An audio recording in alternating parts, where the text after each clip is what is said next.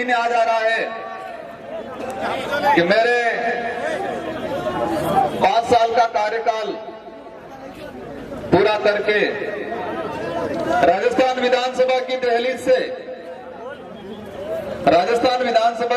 से वापस मैं उतर रहा था और उस दिन मैं प्राण लेके निकला था उस दहलीज पे,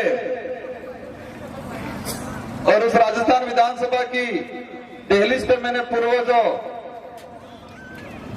और हमारे गांव खेड़ों की गोत्रों की देवियों को मैंने याद किया था और कहा था कि जब 2023 में वापस चुन के आऊं तो हम 2 नहीं, हम 12 से 15 आने चाहिए, ये कल्पना की थी मैंने उस दहलीज पे प्रण लिया था कि हम दोबारा आएंगे और डबल डिजिट में आएंगे। ये घाटोल वालों ने आज एहसास करा दिया। आज मैं मेरा वक्तव्य शुरू करने से पहले हमारे महापुरुष भगवान बिरसा मुंडा, जिन्होंने 25 साल की उम्र में अंग्रेजों से लोहा लिया और अंग्रेजों के नाक में दम कर दिया और 25 साल की उम्र में इस देश के लिए और इस समाज के लिए अपनी जान गंवाई, उनको मैं नमन करना चाहूंगा। इसके अगले क्रम में गोविंद गुरु महाराज, जिन्होंने इस क्षेत्र में आदिवासी समुदाय के अंदर जागृति लाने के लिए अंग्रेजों और राजा रजवाड़ों के द्वारा जो तानाशाही की जा रही थी, शोषण किया जा रहा था, अत्याचार किया जा रहा था, उसके खिलाफ इस कौम को एकत्रित करके जागृति लाने के लिए और हम अपने हक अधिकार को लिए लड़ने के लिए इस समाज में जागृति लाए गोविंद गुरु महाराज। और मानगढ़ पे जब इस क्षेत्र का आदिवासी समुदाय इन अंग्रेजों से, राजा रजवाड़ों से, उनके द्वारा जो शोषण किया जा रहा था, इसके विरोध में अपनी आवाज बुलंद कर रहे थे और अंग्रेजों और राजा रजवाड़ों ने उन पर गोलियां चलाई और 1500 आदिवासी मारे गए। और उस दिन गोविंद गुरु महाराज का जो सपना अधूरा रह गया है, उस सपने को आज ये भारत आदिवासी पार्टी पूरा करेगी। उनको नमन करना चाहूंगा।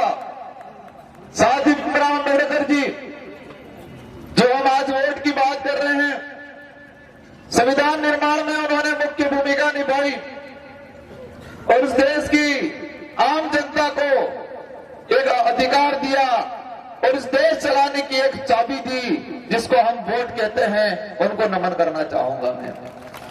इसी क्रम में हम इतिहास के पन्नों पे पढ़ते हैं, देश के अंदर जब अकबर ने अपनी तानाशाही फैलाई तो देश के सारे रजवाड़ों ने उनकी अधीनता स्वीकार कर ली, लेकिन राणा प्रताप मेवाड़ का एक राजा था जिसने अधीनता स्वीकार नहीं की। उनको ताकत देने वाले राणा प्रताप भील को मैं नमन करना चाहूंगा। राणा से पैसा खर्चा ही नहीं किया, लेब से हुआ और वो कह रहे कि विधायक बनेंगे, घाटोल का विकास करेंगे। भाजपा ने पहले भेजा था विधायक, मैं भी गया था, मेरी विचारधारा ने मुझे विधायक बना के भेजा और हमने कहा था कुछ तो बोल लो घाटोल को लेके, विकास को लेके। भाई अशोक भाई ने कहा कि बन के कॉलेज बनवाएगा और मैं कहता हूं जिस तरह मैंने मेरे विधानसभा में मैंने 3 कॉलेज खुलवाई है। कितनी कॉलेज है? 3 कॉलेज है। और उन्होंने यहाँ क्या स्थिति बना रखी है? घाटोल में कॉलेज है क्या? घाटोल में कॉलेज है? कॉलेज नहीं खोली है तो क्या करना चाहिए? हम लोगों को हराना चाहिए ने।